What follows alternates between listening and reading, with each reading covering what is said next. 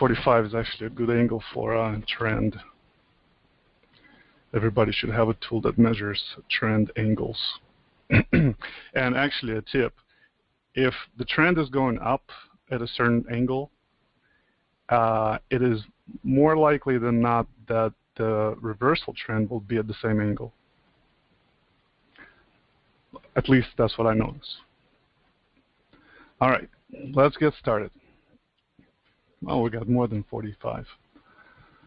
Well, advanced technical and mental approach to trading with Vadim Leonidas and Rob Mitchell. How we met. The year was 2006. Of course, this picture was taken a few years ago at my fishing cabin in Alaska. But yeah, 2006, 10 years of friendship and mentorship. We've had a lot of good years together, and we've done a lot of things together. I am just very happy to have Rob as my friend. So I'm going to unmute Rob, bring him in. Hey guys. Hey. You guys all hear me?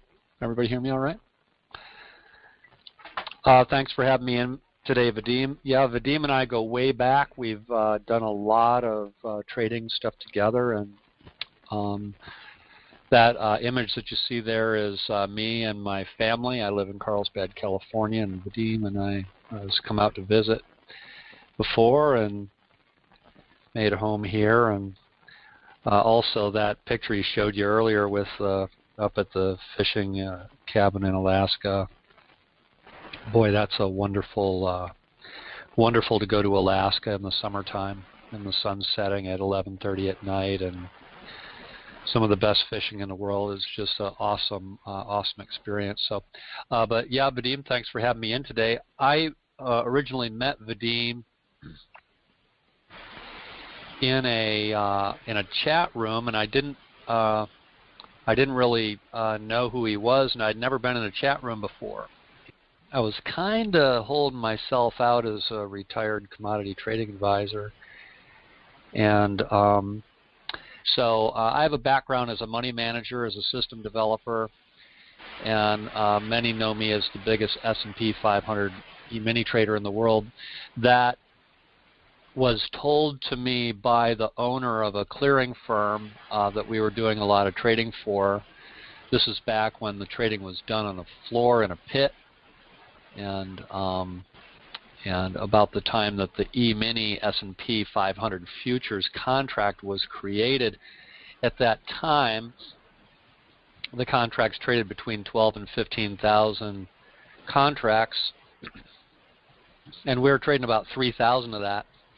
And so it really gave me an amazing education in liquidity and in trading.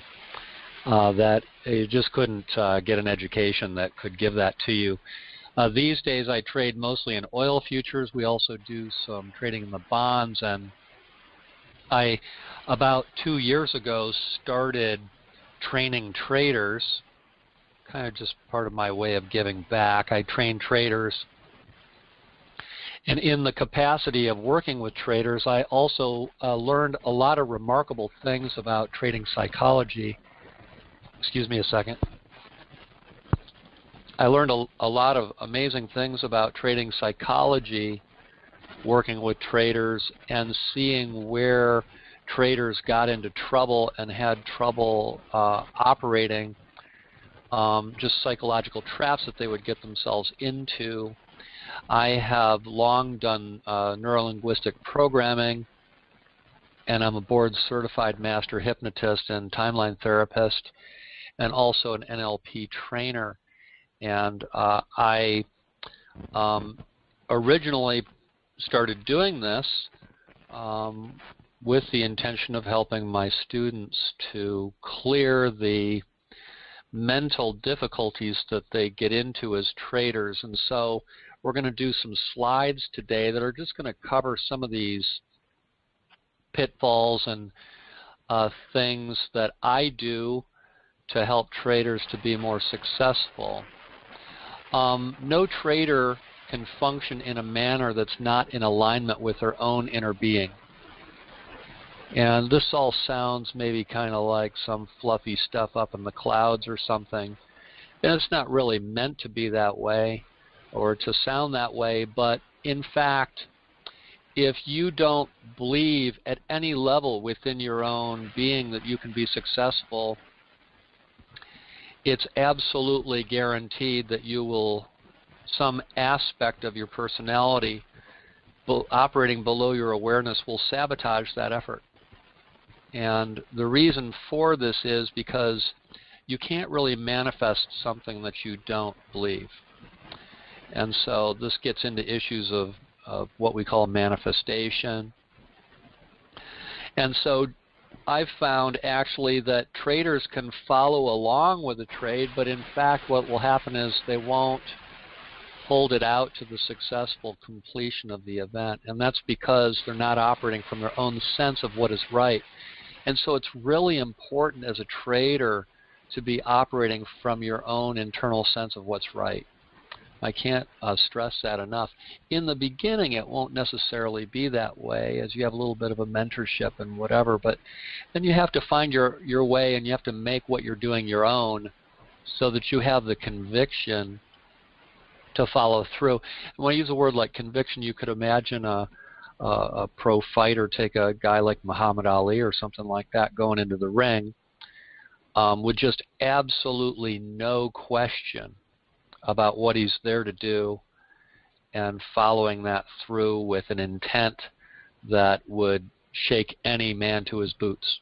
And so when you approach something with that kind of passion and that kind of love, you are unshakable, and that will lead you through to success. But what happens is if any aspect of you is preventing that from happening, then traders get into trouble there. And the amazing thing is this stuff operates below your level of awareness, below your level of awareness.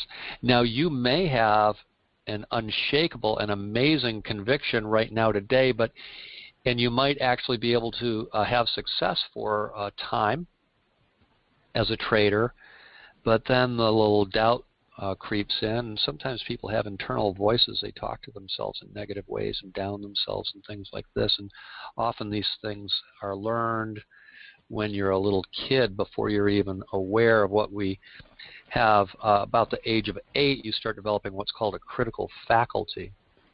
That's the ability to discern whether or not somebody is not good for you or not. Little kids don't know if something's not good for them, and so if people talk to them in mean ways or something like that, for example, they don't know. And then about the age of 8, you start getting this ability to go, wait a minute, this person is not really good for me, so I'm going to stay away from them. And so most traders begin trading with little or no knowledge of the market structure. And that's where a guy like Vadim can help you out, because he's done 10,000 hours of work on understanding market structure. And then further, it may have no specific education or knowledge that's based in solid fact. What do I mean when I say solid fact? I'm talking about statistics. And just knowing that you have a certain percentage associated with the trade setup that you're engaging in. And Vadim has done a really good job of putting that kind of stuff together. And so you have a solid methodology with known statistics, and that also helps you to have conviction about what it is that you're doing. Any good athlete does that too. I love the athletic analogies. So this is true because the market's made out of traps. The market goes into areas where you really shouldn't be buying or selling necessarily, and that gets people on the wrong side of the market. And they're placing orders in there creates, and also they have no conviction because they don't really know what they're doing. And so because of that, if you know how to exploit those areas where traders who don't know what they're doing and who don't have the conviction that you do, then the market will trade away from those areas, and that kind of trading can be highly rewarding. Traders are by far some of the highest paid people in the world. I don't have to mention a whole lot of names. Warren Buffett, in some measure, is a trader. George Soros is another one who's a real trader. Monroe Trout, another. Many of these guys have just made billions of dollars as traders. And so we're willing to take risks in order to achieve that dream and make success a reality.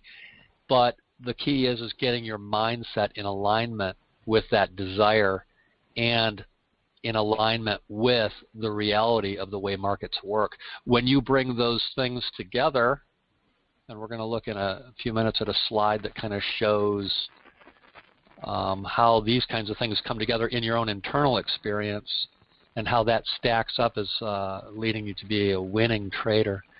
But let's take a look at some of these kinds of resources and how they can help you to build your dream. I've already alluded to this a minute ago. In general, it's known that about 95% of traders lose money. Why? Well, they have no conviction and they don't know how the market operates, right? That's a problem. And so if you're just off by 1% and you're going on your goal and it takes time to produce that goal, and so you're traveling along a line, you'll never make it to the goal even if you're just a few percent off. And so traders, a lot of times they get caught up in talking about entries or thinking about entries, or they're talking about different kinds of indicators or things like this. That takes the attention off of where the real game is happening, which is in your own internal world. Now, your beliefs control your outcomes. If you look at the bottom of that image there, your beliefs control your outcome, and your imagination controls your beliefs. And so in the world of logic and imagination, the imagination will always win. And we know this because, like, for example, in the medical sciences, they say 80% of all ailments in the medical science are psychosomatic, and it means they're caused by a belief at some level. This is why hypnosis is so effective, because hypnosis talks to that part of your mind that creates these kinds of beliefs. And that mind that hypnosis operates on is like a 5-year-old kid. That's like that little kid before that critical faculty happened. And that kid might have beliefs that are operating at a level that's below your awareness at things that it learned 30 years ago or 20 years ago or whatever that you don't even remember. So what if you believe you can, and you have the right tools and the resources and the right thinking to do it? So awareness manifests at different levels. We're talking about things that manifest in your awareness at different levels that you might have picked up when you were a little kid. Just somebody said one little thing to you and you learned something or created a belief, you made a decision at that time. And what happens is, like, when you talk to most people, even within the first couple minutes of even meeting them, you can tell kind of what their attitude is. That's kind of at the tip of the pyramid of what operates in the depth of your personality and the depth of your awareness and the depths of your unconscious mind. And so the attitudes can be seen even just in seeing somebody walk, for example. But operating just below that level are beliefs, and you can't tell by looking at someone what their beliefs are. They might have religious beliefs, or they might have beliefs about money, or they might have beliefs about abundance, for example. And you can't see or even know what those are unless you probe down below that surface that they're presenting as their physical self or in their attitudes. Beneath those beliefs are values, and beliefs operate from values, and you have certain values that you had learned implicitly in your environment growing up or that you had learned in school growing up. For example, I'll just throw one out there. You learned that if you paid attention in school, in the classroom, and that you collected the data that they told you, oh yeah, in 1492 Columbus sailed the ocean blue, and you spit that out on the test, then that was success because you got it right. And being right is success. And so you have a value about being right. You have a value about being right. This is why guys can get in trades that they're on the wrong side of and they can't give it up, because they have to be right. Why? Because they had 12 years of education that proved to them that if you can just spit out the right answer on the test, then that's important. Even though that piece of information Columbus sailed the ocean blue in 1492, I can't really think of anything that I could use that information on that would make my life better in any way, right? And so sitting beneath those values are what we call metaprograms. Metaprograms are fascinating. These are things that operate at such a low level in your consciousness that even you are not aware of them. If they're even brought to your attention, you're not even aware of them. And so this is the structure of the depth. Now notice that this pyramid is getting wider as you go deeper. And what happens is you get into the depths of your unconscious mind that you spend most of your time not dealing with at all, because after all, you can drive all the way across town in your car and not even remember anything during the drive. What is it that enables you to do that? Well, programs that operate in your mind. And so when you get in the car, you go into a certain trance. When you sit down in a classroom, you go into a certain kind of a trance. And then also when you start trading, you go into a certain kind of trance, and that trance has certain behaviors that are associated with it that operate at a level that you may not even be aware of. So the trader that really knows what he's doing, knows what these traps are, knows what these pitfalls are, and he's discovered within himself how not to get caught in these traps and swindles and pitfalls that go on. And that's the difference between the guy who doesn't have the conviction and the guy that does, is the guy that knows, no, this is the right thing to do right here, right now. And so, now, a lot of times these things, we just kind of sum them up by calling them limiting decisions. As a limiting decision that you made about a belief about money, let's say maybe you grew up in a household where your parent constantly said, oh, I gotta go to work because I gotta pay the bills, right? And so you heard that for 18 years growing up.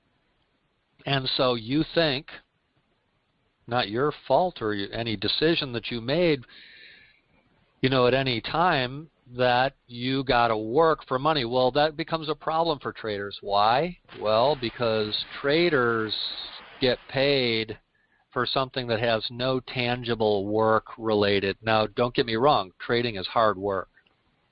It might be the hardest work you ever do. But there's no cause and effect relationship between how much I make as a trader. I might make $1 million this year as a trader, and the time that I'm making the money, I'm doing the least. Try and wrap your brain around that if you grew up in a household where you were told you got to work so you can pay your bills. So this is a thing that operates in your consciousness below your awareness, and you have to overcome those limiting beliefs or limiting decisions that take you into these kinds of places. So these are like paradoxes. These are paradoxes because they don't make any sense. What? There's no relationship between how much I get paid. Now, the king of a country, does he think that his wealth has anything to do with how much work he's doing? Absolutely not. How about a CEO in a corporation? How about the CEO of Nike Corporation? From the guy in the mailroom's viewpoint, the guy doesn't do anything, but he makes, you know, $40 million a year, right? Why? Because he's the vision for the company. He has conviction about it. He knows what the landscape is, and he knows how to approach it in a way that they'll dominate the market every time. Because they have this brilliant guy who understands that, and he spends most of his time flying around in a Learjet and going out for lunch. So what's that all about? It's consciousness manifesting as Nike Corporation. And then there's all these little things that wrap itself around that, the guy in the mailroom filling that. Okay? And so there are 3 aspects of attainment. So let's take a look at that next slide.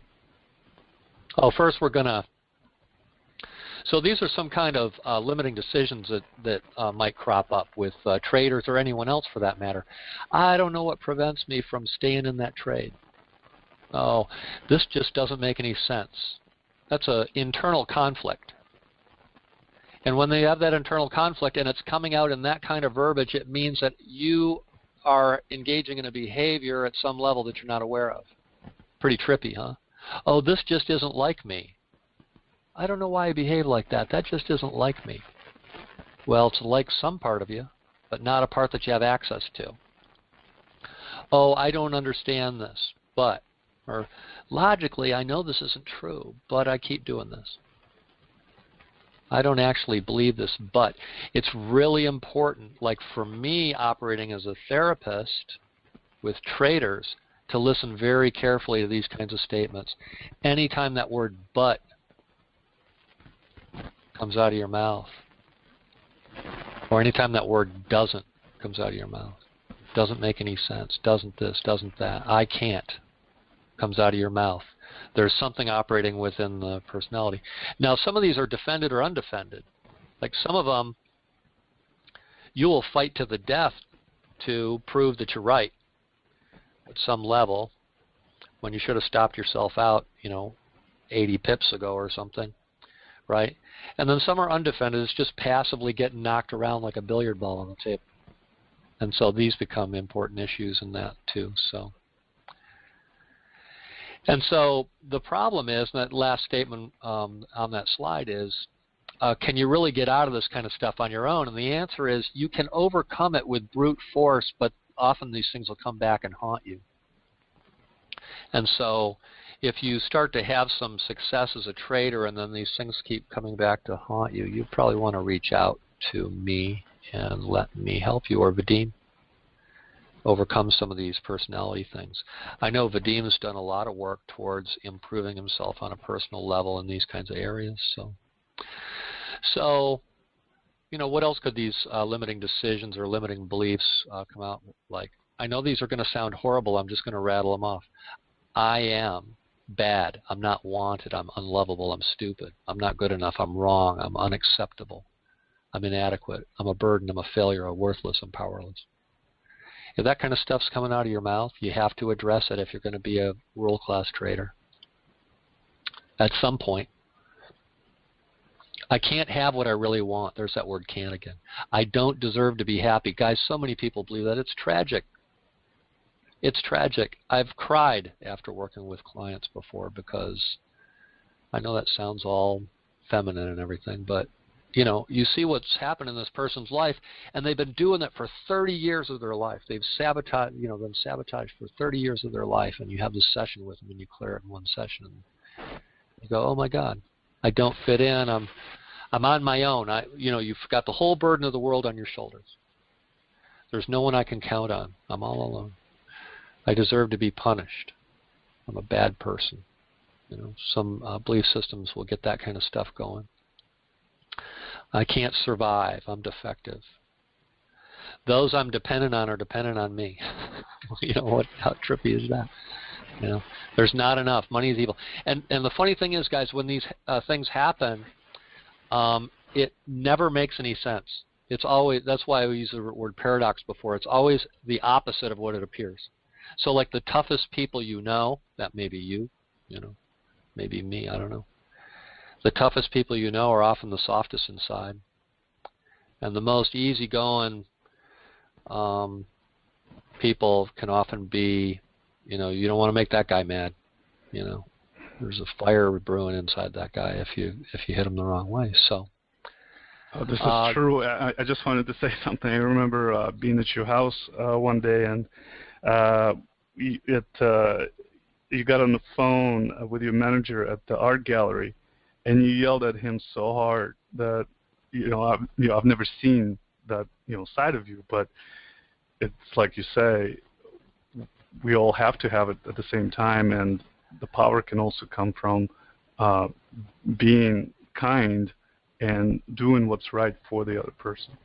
Yeah, that's finding a balance between masculine and feminine elements. Like for me, most of the time, I'll let things go to a certain point, but at the point that and I've gotten better as I've gotten older, if I see something needs to be corrected, I'll usually do it in a more gentle way. My gallery manager was always say things, well, that's because. He had all these limiting beliefs, and the limiting beliefs served him great as a salesman. But then sometimes that's because thing would leak into other areas that were dysfunctional. But this one on the bottom, people can't be trusted. And I'm going to say one more thing about all these things. Everything on this page, whatever it is, when the statement comes out, people only care about themselves, people can't be trusted. When you hear a person say that, or if you're saying something like that, then that means that you don't trust yourself. There's a trust issue with the self. And if you don't trust yourself and you're firing trades, that will show up as a problem quicker than any of them. When you see the world outside yourself that can't be trusted, or where people only care about themselves, or the world is out of control, you know, oh, the Illuminati are doing this or that, or, you know, all this stuff, and, you know, everything's manipulated. Well, guess what? Everything is manipulated. You know, people with money are in control of the world, and they do what they want, and Apple Corporation has $1 trillion and has all the rights of the citizen. You don't, you know, so get over it, right? You know, you have all the power in the world is right in your sphere at every single moment. You have all the power in the world available to you right now. So as soon as you take responsibility and you grab that power within yourself, you are unconquerable. You are Muhammad Ali going into the ring, and you are unconquerable. And every single one of us has that power and that fire within you to achieve and manifest like that.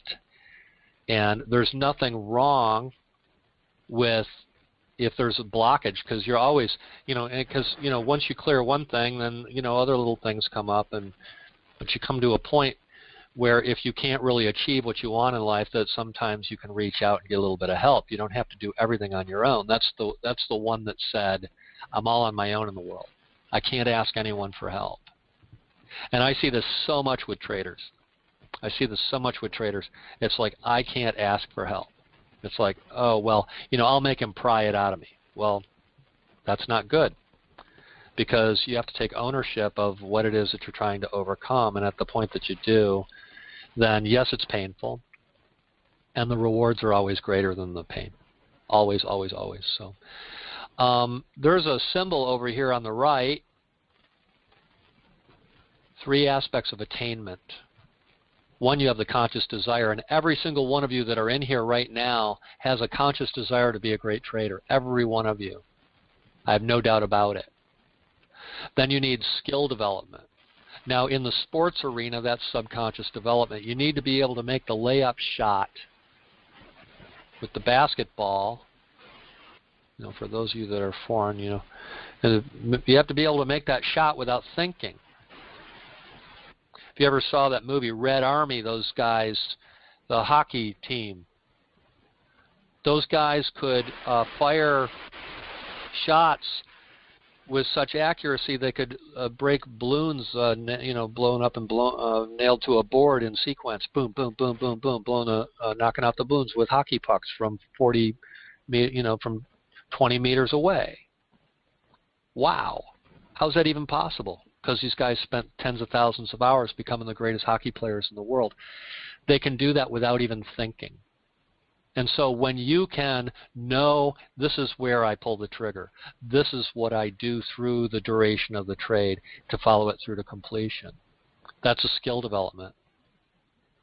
And then thirdly, your self-image. We've been talking about self-image for most of this in an indirect way, because your self-image is what bubbles up from inside of you that you're not normally aware of. I'm not talking about the facade that you put on or the attitude that you present to the world. I'm talking about what you really are.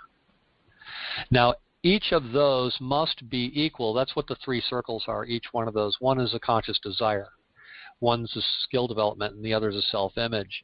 If those 3 circles, where they all come together, is the place where you trade from, if one of those is bigger than the others and the others aren't of equal size, then you have a problem. Like, you could have a massive conscious desire, big giant circle, and 2 little dots for skill development and self-image. That's the first time you ever took a trade. You just didn't have a clue. You had a lot of desire and a good heart that you didn't have a clue what was going on and you were unsure about it. There's a circle with 2 dots and the dots aren't even inside the circle, right?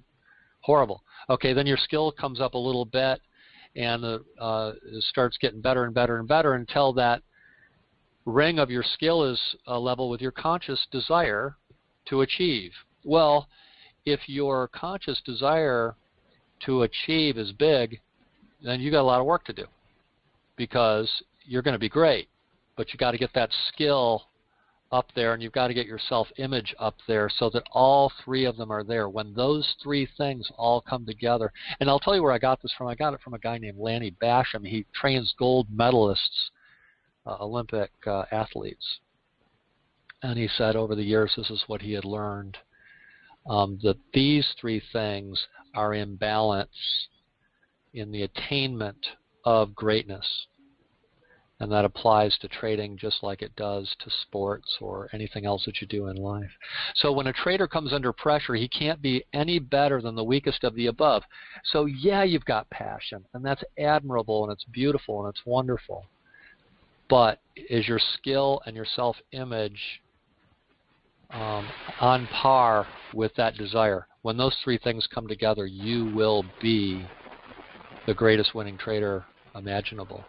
So what's the next slide here, G? Okay, what's required? Being a world-class trader requires alignment between what is real and factual. That's doing things like laying statistics onto your trades. Brilliant. Brilliant. And what's a statistic? It's just a simple tallying of results.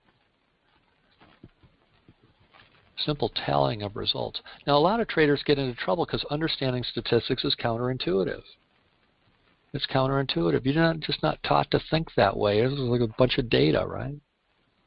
But that's the world you got to operate in as a trader. That's another reason why a lot of traders fail. They just don't understand the statistics and the way it works. Okay, and have an alignment with that and your belief system and your unconscious process, your ability to be complete while you're operating as a trader. Hey, the whole rest of your life could be completely toast. But in fact, what usually happens is as somebody becomes a great trader, their whole life just comes into alignment. And so in that way, I've learned that traders, guys that really become great traders, have a great internal life as well because they've overcome these things, and that's very gratifying and fulfilling. So if those 2 are out of alignment, you'll lose even if you have the Holy Grail. Even if you have the Holy Grail. So in order to develop alignment, you first got to know that your method is based in fact, and Vadim can help you with that. That's the stats. And then you practice. See, trading is like medicine. You know, you ever go to your doctor, you know, you pay this guy $400 an hour to practice medicine on you. You ever get in a lawsuit or hire a lawyer for anything, he's practicing law. You're paying him $450 an hour to practice law. You send him a check for $15,000 a month for practicing law on you. Very funny, right? But that's the way it works. As a trader, you also practice. You're always getting better. I've been doing this for 25 years, actually like 27 years, and I still learn every day. Still learn every day. So you practice and bring your beliefs and your unconscious process into an alignment with the method, and that's personally transforming. It's the most single rewarding thing I've ever done in my life, and I've watched people just literally be transformed, their whole lives be transformed by going through this process. It's a wonderful thing. So, we got any more slides there, Vadim? I think that's enough for you. I got it licked right there. All right. Well, I figured that was going to take about half the presentation. So, so Vadim, thanks for having me in, guys. Thanks for being part of me sharing these ideas with you. I know I didn't tell you how, but I'm going to tell you something. Vadim has been through this process, and he's worked out some methods of trading that are in alignment and that have stats associated with them, and it starts there. And then you can practice with him and open up the door for this personal development that's the most gratifying thing ever, ever, ever. And the nice thing about it is, as you transform in that way, everybody in your life, because you don't have to go tell them all about it and everything, but they're going to see the change in you, and they're going to go, wow, I want to be around this person because you glow. You're just glowing. And that turns the whole thing into kind of a spiritual experience. You're glowing your internal divinity, and people will recognize that in you. Everything changes. It's just awesome. So. Oh, absolutely. Okay, I mean, cool. Okay, yeah. But thanks for having me. Yeah. Thank you very much, Rob. And guys, I hope you kind of, because I was talking very highly of you, and you never disappoint. So thank you very much for coming and sharing your wisdom. Pleasure.